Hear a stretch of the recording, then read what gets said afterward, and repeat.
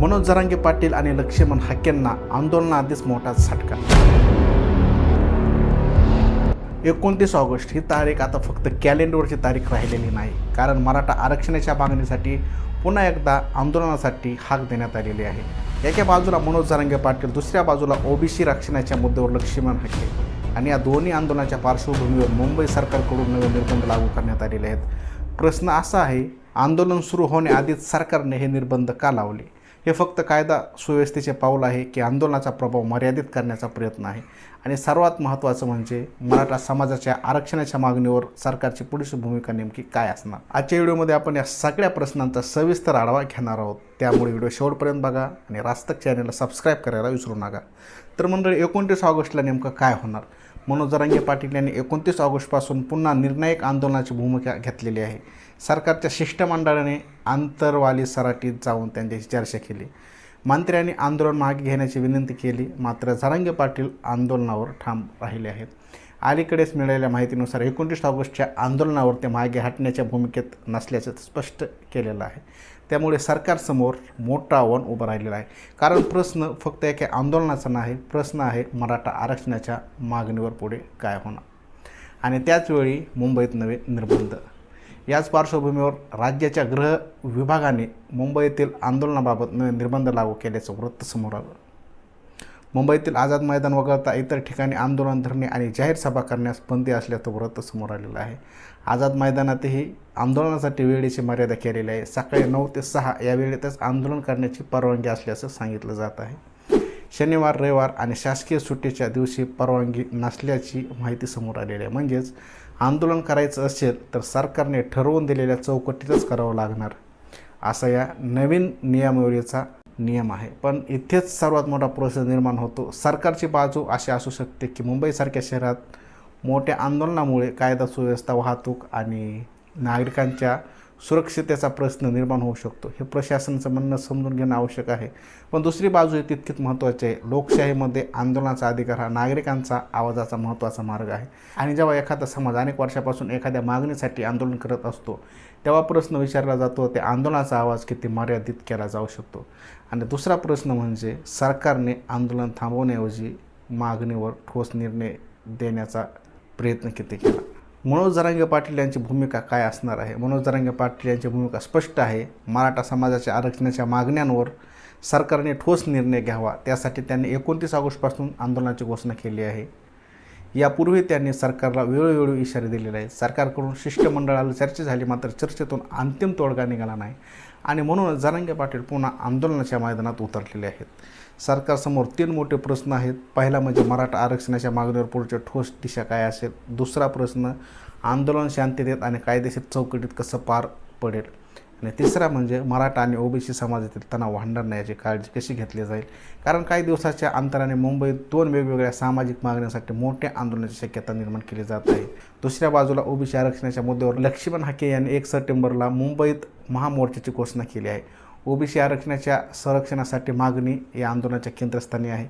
त्यामुळे सरकारसमोर परिस्थिती आणखी गुंतागुंतीची झाली आहे। एकीकडे मराठा आरक्षणाची मागणी तर दुसरीकडे ओबीसी आरक्षणाच्या संरक्षणाची मागणी आणि दोन्ही बाजूंना आपल्या आरक्षणाच्या भवितव्याची चिंता। पण मराठा समाजाच्या मनातला मुख्य प्रश्न काय आहे? तर मराठा समाजाचा प्रश्न साधा आहे, आमच्या मागण्यांचं काय? सरकारकडून आश्वासनं मिळतात, चर्चा होते, शिष्टमंडळ येतात, बैठका होतात, पण आंदोलनकर्त्यांना अपेक्षित असलेले अंतिम निर्णय कधी होणार? याच प्रश्नामुळे पुन्हा एकदा आंदोलनाची तीव्रता वाढलेली आहे आणि म्हणूनच 29 ऑगस्टकडे संपूर्ण महाराष्ट्राचं लक्ष लागलेलं आहे। गृह विभागाच्या आदेशामुळे काय बदल होणार? तर नव्या नियमामुळे आंदोलनाची पद्धत बदलू शकते। मोर्चा आणि बेमुदत ठिय्या आंदोलनावर निर्बंध असल्याची माहिती येत आहे। आंदोलनाची संख्या मर्यादित ठेवण्याची अट आहे। आझाद मैदानावरच जमण्यासाठी आणि तेथूनच परतण्याची अट आहे। तसेच वाहनं, तंबू, मंडप, शस्त्र, दृश्यवस्तू आणि लाऊडस्पीकरबाबतही विविध निर्बंध लावले आहेत। यामुळे मोठ्या संख्येने मुंबईत होणाऱ्या आंदोलनासाठी प्रशासनाची आधीच चौकट निश्चित केलेली आहे। पण हा झटका कोणाला? इथेच या बातमीचा सर्वात महत्त्वाचा मुद्दा आहे की हा निर्णय खरंच जरांगे पाटील यांच्या आंदोलनाला झटका आहे का, की सर्व आंदोलनासाठी लागू केलेली प्रशासकीय निर्णय आहेत? कारण आधीच फक्त एका आंदोलनासाठी नसून मुंबईतील आंदोलनावर व्यापक निर्बंध घालण्यात आल्याची बातमी समोर येत आहे। म्हणूनच याकडे फक्त राजकीय चष्म्यातून पाहण्याऐवजी एक प्रश्न विचारायला हवा, लोकशाहीतील आंदोलनाचा अधिकार आणि कायदा सुव्यवस्था यांच्यात समतोल कसा साधला जाणार. मनोज जरांगे पाटील यांची आंदोलनाची सर्वात मोठी ताकद म्हणजे त्यांच्यासाठी उभा राहणारा मोठा सामाजिक वर्ग. गावोगाव बैठका होत आहेत, आंदोलनाची तयारी सुरू आहे. मराठा समाजात पुन्हा एकदा आरक्षणाच्या प्रश्नावर चर्चा वाढलेली आहे. अलीकडे जालना जिल्ह्यात अनेक गावातील आंदोलकांच्या बैठकीत माहिती समोर आली. यातून एक गोष्ट स्पष्ट होते, हा प्रश्न अजून संपलेला नाही. तर माझ्या मते सरकारने आता काय करायला हवे, तर इथे राजकीय आरोपांपेक्षा सरकारसमोर काही मूलभूत प्रश्न ठेवले पाहिजेत. मराठा आरक्षणाच्या मागणीवर स्पष्ट रोडमॅप द्यावा, मात्र लाभार्थ्याच्या प्रमाणपत्राबाबत प्रक्रिया पारदर्शक करावी. सरकारने दिलेल्या आश्वासनाची स्थिती सार्वजनिक करावी.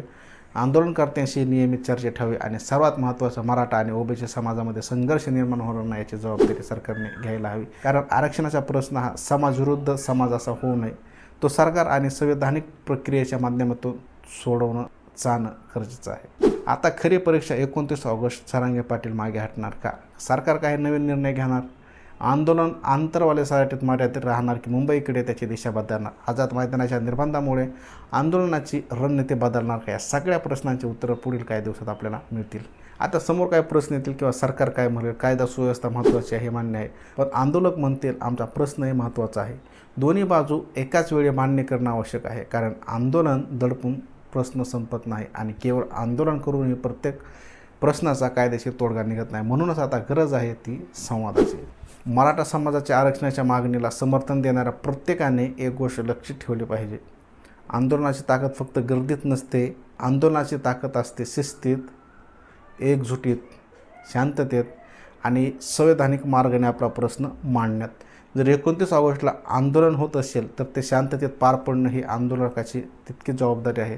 कारण आंदोलनाचा उद्देश सरकारपर्यंत आवाज पोहोचवणे हा आहे, सामान्य नागरिकांना त्रास देणे हा नाही. सरकारची जबाबदारी तितकीच मोठी आहे. आंदोलनकर्त्यांकडे केवळ गर्दी म्हणून पाहण्यापेक्षा त्यांच्या मागण्यांकडे गांभीर्याने पाहणं गरजेचं आहे. प्रश्न वर्षानुवर्षे प्रलंबित असेल तर त्यावर वेळबद्ध प्रक्रिया काय आहे, कोणत्या मागण्या मान्य कराव्यात आणि कोणत्या मागण्यावर कायदेशीर अडचणी आहेत आणि कोणत्या मागण्यावर निर्णय घेण्यासाठी किती वेळ लागणार आहे, सरकारने स्पष्टपणे सांगितलं पाहिजे.